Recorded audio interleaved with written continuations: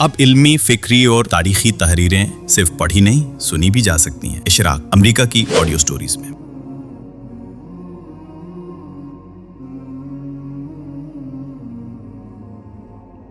حیات امین، سوانح مولانا امین احسن اصلاحی، قسط نمبر 28۔ صاحب تدبر قرآن کی وصیت کے مطابق ان کے سوانح نگار نعیم احمد بلوچ کے قلم سے۔ حج سے واپسی کے بعد مولانا اصلاحی کی ساری مصروفیات حلقہ تدبر قرآن میں تدریس، تفسیر قرآن مجید، تدبر قرآن کی تصویر اور ماہنامہ میثاق کے گرد گھومتی تھیں۔ وہ اپنی ان مصروفیات سے بہت مطمئن تھے، خاص طور پر حلقہ تدبر قرآن میں طلباء کی استعداد اور ان پر کی جانے والی محنت سے بہت خوش تھے۔ انہوں نے میثاق میں اس پر بڑی تفصیل سے روشنی ڈالی۔ اس مضمون سے پتہ چلتا ہے کہ انہوں نے طلباء کو عربی کی تدریس امام فراہی کے مختصر رسالے اسباق النحو سے کی۔ اس کے بعد مولانا حمید الدین فراہی کی تیار کی ہوئی ایک کتاب ابتدائی ریڈر کے طور پر انہیں پڑھائی۔ اس میں زبان کے ساتھ ساتھ نحوی مسائل کے اطلاق کی مشق کرائی۔ قرآن مجید کا درس روز اول سے برابر ہوتا رہا، جس میں زبان کے مسائل، نظم کلام اور تعویل آیات پر بحث ہوتی۔ اس ریڈر کے بعد ادب میں مزید ترقی کے لیے ان کو کلیلہ و دمنہ پڑھائی گئی اور اس کے بعد انہیں مقدمہ ابن خلدون شروع کرا دیا گیا۔ مقدمے کو جب طالب علموں نے اچھی طرح سمجھنا اور روانی سے پڑھنا شروع کر دیا تو انہوں نے مقدمہ چھوڑ کر انہیں حماسہ ابو تمام پورا پڑھا دیا۔ مزید ریڈر اور حدیث دونوں کے لیے انہوں نے امام مسلم کی صحیح مسلم پڑھائی، فقہ کے لیے ابن رشد کی بدایت المجتہد پڑھائی۔ یوں طلباء ایک فقہ کے بجائے تمام معروف اور غیر معروف فقہی رائے سے آگاہ ہو جاتے اور ان کا استدلال بھی ان کے سامنے آ جاتا۔ اس کے بعد شاہ ولی اللہ کی حجت البالغہ پڑھائی۔ یہ نصاب پڑھانے کے بعد ان کی توقعات اور اہداف کیا تھے، اس کے بارے میں وہ لکھتے ہیں۔ اس کے بعد میرا اندازہ یہ ہے کہ انہیں کسی چیز کی سبقاً پڑھانے کی ضرورت نہیں رہے گی، بلکہ یہ ہر چیز کا مطالعہ خود کر سکیں گے اور اس سے اخذ و استنباط کی راہیں خود کھول لیں گے، اور یہی میرا مقصود ہے۔ مقالات اصلاحی 1 324۔ یہ طلباء چونکہ جدید پڑھے لکھے لوگ تھے، اس لیے انہوں نے ان کے بارے میں لکھا۔ یہ طلباء اسلامی ذہن و فکر رکھنے کے ساتھ ساتھ عملاً اور صورتاً بھی خدا کے فضل سے مسلمان ہیں۔ میں نے یہ نئی قسم کے ملا تیار کیے ہیں جو انشاءاللہ ملا کہے جانے سے کسی شرمندگی کا احساس نہیں کریں گے، بلکہ خوش ہوں گے۔ ان میں سے ہر ایک نئی تعلیم کے تمام اسلحے سے بھی مسلح ہے۔ خدا نے چاہا تو یہ اسلام کی حمایت اور الحاد و بے دینی کے خلاف جہاد کے لیے دو دھاری تلوار ثابت ہوں گے۔ مقالات اصلاحی 1 321 تا 323۔ مولانا کا ہدف یہ تھا کہ اسی اصول پر وہ 3 سال کی مدت میں جدید پڑھے لکھے لوگوں کو دین سیکھنے اور سکھانے کے لیے تیار کریں گے، اور یہ لوگ مختلف شہروں میں اسی طرح کے حلقے قائم کر کے دین سیکھنے اور سکھانے کی ایک تحریک پیدا کریں گے۔ یہ سلسلہ 1965 تک جاری رہا۔ پھر اسی برس مولانا کو اپنی زندگی کے سب سے بڑے حادثے سے دوچار ہونا پڑا۔ اس حادثے نے ان کی زندگی کے معمولات کو ہلا کر رکھ دیا۔ ابو صالح اصلاحی کی شہادت۔ ان صفحات میں بتایا جا چکا ہے کہ مولانا کے 3 بیٹوں میں سب سے بڑے ابو صالح اصلاحی تھے۔ مولانا کو ان سے خصوصی لگاؤ تھا۔ اپنے اس بیٹے سے انہیں بہت سی توقعات وابستہ تھیں۔ انہوں نے صحافت کے میدان کا انتخاب کیا اور اب ان کا شمار ملک کے سرکردہ صحافیوں میں ہوتا تھا۔ وہ اپنے وقت کے سب سے مشہور اخبار روزنامہ مشرق کے ایڈیٹر تھے۔ وہ 20 مئی 1965 میں PIA کی پرواز سے عمرے کے لیے روانہ ہوئے۔ یہ جہاز مصر کے شہر قاہرہ میں گر کر تباہ ہو گیا تھا۔ اس میں 124 افراد لقمہ اجل بنے۔ جہاز میں 22 صحافی بھی تھے، جن میں ایک ابو صالح تھے۔ ان کے سانحہ ارتحال پر اور ان کے قریبی دوست اور اس دور کے نامور صحافی آغا شورش کاشمیری نے جو تعزیتی مضمون لکھا، اس سے بہتر شاید ہی کوئی ابو صالح کے بارے میں لکھ سکے۔ اس سے قارئین ان کے بارے میں پوری تفصیلات جان لیں گے۔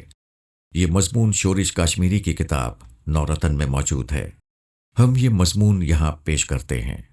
عبد المجید قریشی نے کہا، شورش صاحب، ان سے ملیے، یہ ہیں ابو صالح اصلاحی۔ انہی کے مقالے پر آپ نے ادارتی نوٹ لکھا ہے کہ اللہ تعالیٰ نے ان پر فکر و نظر کی راہیں کھول رکھی ہیں۔ زیر نظر مقالہ ان کے وسیع مشاہدے، عمیق مطالعے اور طویل تجزیے کا نتیجہ ہے۔ ابو صالح اصلاحی: میں نے مسافہ تو گرم جوشی سے کیا، بلکہ دائیں بازو سے ان کی گردن پر قوس بناتے ہوئے معانقہ بھی کیا، مگر مجھے یقین نہ آیا کہ یہی ابو صالح اصلاحی ہیں۔ اول تو ان کے نام کی رعایت سے ایک معمر انسان کا تصور بندھا تھا، دوم جو کچھ ان کے قلم سے نکلا، سواد خط کی پختگی سے لے کر خیالات کی کھلاوٹ تک، یہ تسلیم کرتے ہوئے جھجک محسوس ہوئی کہ بالی عمر کا یہ نوجوان ہی ابو صالح اصلاحی ہے۔ اس وقت یہی کوئی 20-21 برس کے پیٹے میں تھے، لیکن چہرے مورے سے 16-17 برس کے نظر آ رہے تھے۔ نازک سا جسم تھا، آنکھیں متحرک بھی تھیں اور شوخ بھی، رنگ صاف تھا، چہرہ گول مٹول، زبان قینچی، چال ڈھال میں موج خرام یار کی آمیزش، اور یہ تھا ان سے دوستی کا آغاز۔ زمانہ گزرتا گیا، دوستی گہری ہوتی گئی۔ اخبار نویسی ابو صالح نے روزنامہ تسنیم سے شروع کی، چٹان میں 4-5 برس لکھتے رہے۔ قلم قتل ان کا خاص کالم تھا، انہی کے ذہن کی اختراع، ہلکی پھلکی طنز کرتے، افراد و اشخاص کو شاذی چھیڑتے، خبروں کا پوسٹ مارٹم کرتے، یا ایسے نظریوں کو متاع بات یعنی مزاح کی سان پر کستے جو ان کے نزدیک مضحک ہوتے۔ وہ کبھی اوچھا وار نہ کرتے، جو کچھ لکھتے صاف ستھرا لکھتے۔ انہیں متاع بات کے مزاج کا تمام وہ کمال اندازہ تھا، خوب سمجھتے تھے کہ قلم کہاں زخم بنتا ہے اور کہاں پھول کھلاتا ہے۔ قلم قتلے سے نہ صرف ان کے قلم کا حسن بڑھا بلکہ ایک اسلوب بن گیا۔ کوہستان نکلا تو ان کے ایڈیٹر ہو کر راولپنڈی چلے گئے، قلم قتلے کی جگہ آج کی باتیں لکھنا شروع کیں۔ مشرق میں آ گئے تو عنوان ساتھ لے آئے، غرض یہ کہ روزناموں میں ان کا جوہر مکمل ہوتا گیا، حتیٰ کہ مکمل ایڈیٹر ہو گئے۔ جس پر چوٹ کرتے وہ خود محسوس کرتا کہ لطائف الادب سے کوئی چیز ہو گئی ہے۔ مزاح تشنام نہیں اور نہ مسخرہ پن۔ مزاح کی خوبی یہ ہوتی ہے کہ جس شخص پر آپ چٹکی لے رہے ہوں وہ خود بھی لطف اندوز ہو۔ تلخی یا ترشی اتنی ہی ہونی چاہیے جتنی ہلکے ہلکے بخار کا سرور ہوتا ہے۔ ابو صالح اصلاحی ان نزاکتوں اور اداؤں سے بخوبی واقف تھے۔ ان کی تربیت ہی اس طرح ہوئی تھی کہ تحریر میں درستی کے عادی نہ تھے، گفتگو کے انداز میں لکھتے، قلم برداشتہ لکھتے، اور جو لکھتے ناپ تول کر لکھتے۔ الفاظ کے اسراف اور فکر کی تبذیر سے ان کی تحریریں بچ کر نکلتی تھیں۔ میرا ان کا ساتھ 1948 کے اواخر سے تھا، تمام گاڑی چھنتی رہی۔ کوہستان کے زمانے میں راولپنڈی چلے گئے تو صبح و شام کی یکجائی میں فرق آ گیا، ورنہ اس سے پہلے ان کا معمول تھا کہ گھر سے ناشتہ کر کے صبح ہی دفتر چٹان میں چلے آتے اور شام 7-8 بجے تک ساتھ رہتے۔ ہمارا کھانا پینا ان دنوں اکٹھا ہی تھا۔ دوپہر کو نظامی صاحب یعنی حمید نظامی کے ساتھ کافی ہاؤس میں 1-1.5 گھنٹہ گزارتے، شام کو لورنگ میٹرو یا کیسو میں۔ حمید نظامی کے اس حلقہ احباب میں 3 آدمی باتونی تھے: شیخ خورشید احمد، سابق وزیر قانون حکومت پاکستان، شورش کاشمیری، اور ابو صالح اصلاحی۔ شیخ صاحب چونچے لڑانے میں یکتا تھے، ابو صالح عموماً سیاسیات پر بحث کرتے، کبھی ہلکا پھلکا مزاح بھی۔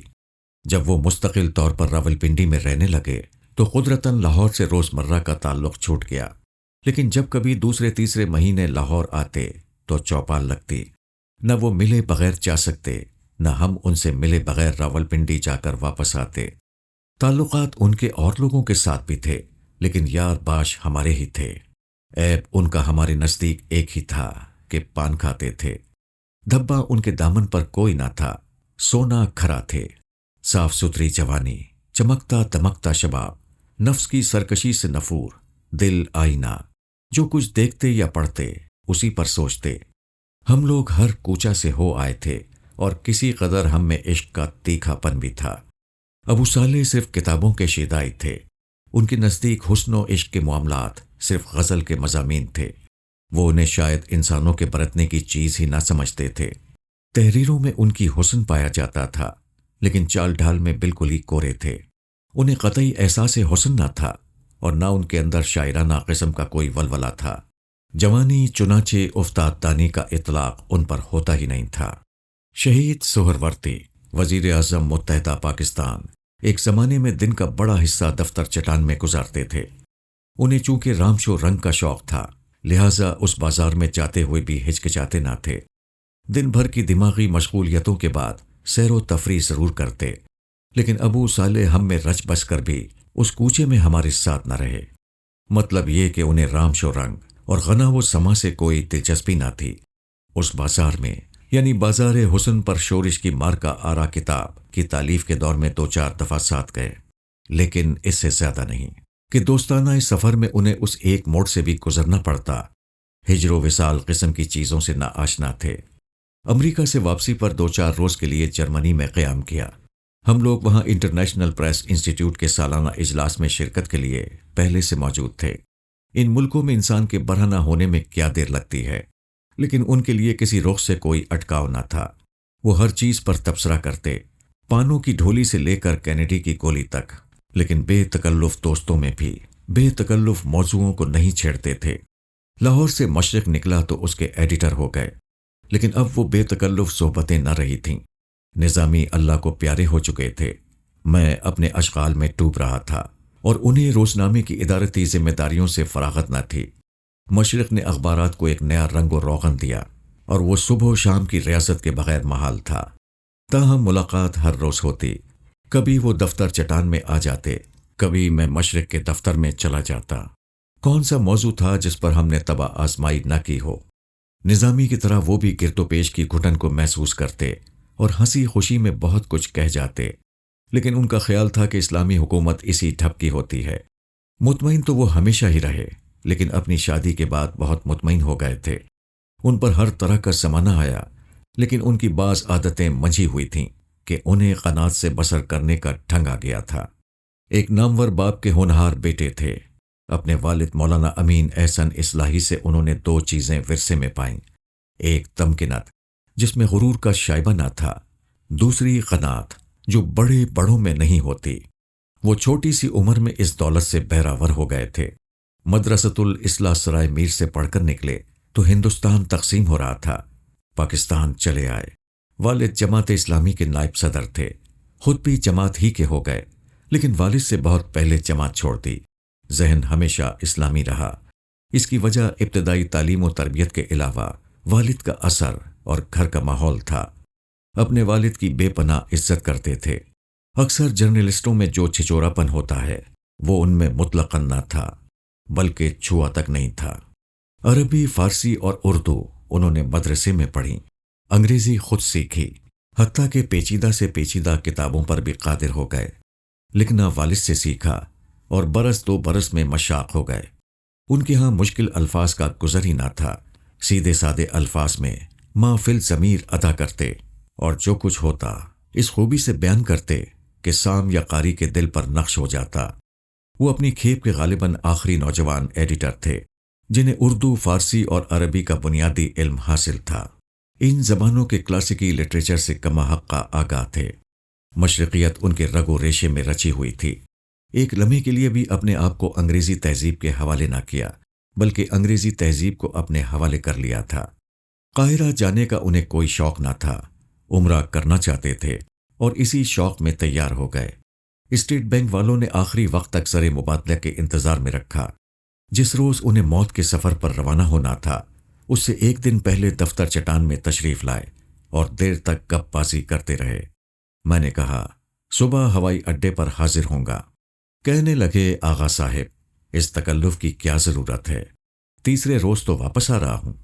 میری عادت ہے کہ بہت کم لوگوں کو ہوائی اڈے یا ریلوے اسٹیشن پر لینے یا چھوڑنے جاتا ہوں، شاید زندگی میں 1 آدھ بار ہی ایسا ہوا ہو، لیکن اس روز میرا دل بار بار آمادہ کرتا رہا کہ ضرور جاؤں۔ چنانچہ گرمی کی شدت کے باوجود وقت پر ہوائی اڈے پہنچا۔ وہ پابا رکاب تھے۔ دیکھتے ہی معانقہ کیا۔ آغا صاحب آپ نے واقعی تکلف کیا؟ نہیں بھائی، تکلف کیسا، طبیعت چاہ رہی تھی، ترسوں تو واپس آ رہا ہوں۔ میاں اس اڑن کھٹولے کا اعتبار ہی کیا ہے؟ معانقہ کیا اور جہاز پر سوار ہونے کے لیے پیسنجر روم میں چلے گئے۔ الفاظ منہ سے نکل گئے، لیکن اس وقت سان گمان میں بھی نہ تھا کہ یہ جہاز اسرائیل کے پرک لے کر اڑ رہا ہے، نہ اس کی تقدیر میں واپسی ہے، نہ اس کے مسافروں کی۔ اگلے دن صبح 11 بجے کے لگ بھگ مجید نظامی نے فون کیا کہ PIA کا وہ طیارہ جو صحافیوں کو لے کر قاہرہ کیا تھا، آج قاہرہ کے نزدیک گر کر تباہ ہو گیا ہے۔ سبھی لقمہ اجل ہو گئے۔ ان کی تصویریں آنکھوں میں گھومنے لگیں۔ ابو صالح اصلاحی سے جو آخری معانقہ کیا تھا منظر نگاہوں میں پھر گیا۔ ایک تصویر سامنے آ گئی، ان کی آخری تصویر۔ ہاں، وہ خوبرو، گندمی رنگ، موٹی موٹی آنکھیں، کٹار سی ناک، کھلا ماتھا۔ پہلے اچکن پہنتے تھے، اب سوٹ پہننے لگے تھے۔ قامت میانہ سے کچھ کم ہی تھی، البتہ بدن کی ضخامت بڑھ گئی تھی۔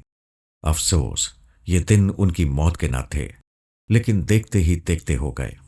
حمید نظامی صاحب کا انتقال ہوا تو راولپنڈی سے لاہور پہنچے۔ جنازہ جا رہا تھا، راستے بھر زارو قطار روتے رہے۔ بڑی دیر میں دل سنبھلا، طبیعت کئی روز مزمحل رہی۔ چونکہ تمام دوستوں میں کم عمر تھے، اس لیے ہم انہیں عموماً چھیڑا کرتے، میاں ہم لوگ اللہ کو پیارے ہو جائیں تو ہمارے محاسن و محامد پر مقالہ ضرور لکھنا، تصویر ضرور چھاپ دینا، بس میں ہو تو نمبر بھی نکالنا۔ وہ ہنس دیتے، کہتے غضب کرتے ہو بھائی، آپ لوگ ابھی کہاں مرتے ہیں، ابھی تو ہم نے زندگی کا سفر شروع کیا ہے۔ لیکن انہیں یہ بھی معلوم نہ تھا کہ جس سفر پر جا رہے ہیں وہ آخری سفر ہے۔ وہ قاہرہ نہیں، عدم آباد جا رہے تھے، اور ان کی جواں مرگی کا ماتم ہمارے ہی مقدر کا نوشتہ تھا۔ ہائے او موت، تجھے موت ہی آئی ہوتی۔